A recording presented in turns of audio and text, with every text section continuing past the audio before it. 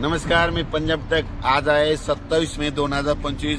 मी जात आहे मुंबई दादरला जात आहे आणि या ठिकाणून आपल्या महाराष्ट्रातल्या शेतकऱ्याला अंदाज देणार आहे। राज्यातल्या सर्व शेतकऱ्याला सांगू इच्छितो की आणखी 27, 28, 29, 30 तारखेपर्यंत राज्यात भाग बदलत जोराचा पाऊस पडणार आहे, मुसळधार पडणार आहे म्हणून हा अंदाज लक्षात येतात। पण राज्यातल्या सर्व शेतकऱ्याला सांगू इच्छितो की तुमच्यासाठी आनंदाची बातमी की तुमचे शेतीचे कामं करण्यासाठी 1 जून पासून ते 6 जून पर्यंत राज्यात सूर्यदर्शन घडणार आहे म्हणून हा अंदाज लक्षात येतात। राज्यातल्या सर्व शेतकऱ्याला सांगू इच्छितो की तुम्ही काय करा, 6 तारखेपर्यंत 6 जून पर्यंत शेतीचे कामं आटपून घ्या, कारण की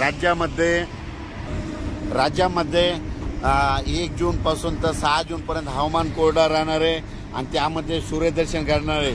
तुम्ही शेतीची कामे करा, कारण की राज्यामध्ये 7 जून नंतर परत थोडा पाऊस वाढण्यास सुरुवात होणार आहे म्हणून हा अंदाज लक्षात येतो।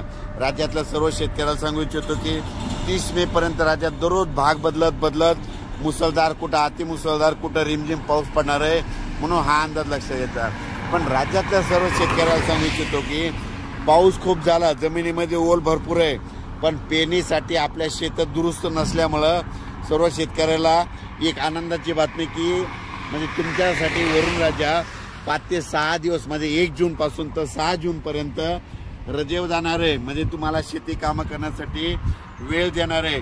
तुम्ही त्या 6 जून पर्यंत शेतीचे कामे करून घ्या, कारण की राज्यात 7 जून नंतर दररोज पाऊस वाढण्यास सुरुवात होणार आहे।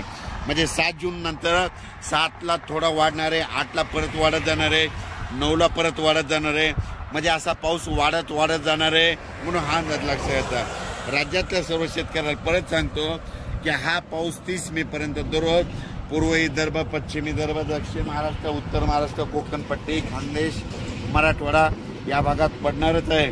पण जास्त पाऊस मुंबईला मात्र आणखी 2 दिवस म्हणजे 27 आणि 28 2 दिवस मुंबईला इगतपुरीकडे खूप पाऊस पडणार आहे, पुण्याकडे खूप पडणार आहे म्हणून हा अंदाज लक्षात येतात।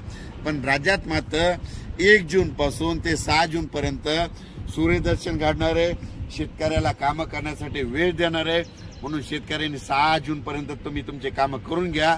7 तारखेपासून राज्यात परत पावसाला थोडी वाढण्यास सुरुवात होणार आहे म्हणून हा अंदाज लक्षात घ्यायचा। जमिनीमध्ये ओल भरपूर आहे म्हणून तुम्ही तुमचा पेरणीचा निर्णय स्वतः घ्यावा। अचानक वातावरण बदल झाला तर लगेच एक उद्या आपल्याशी येणार आहे।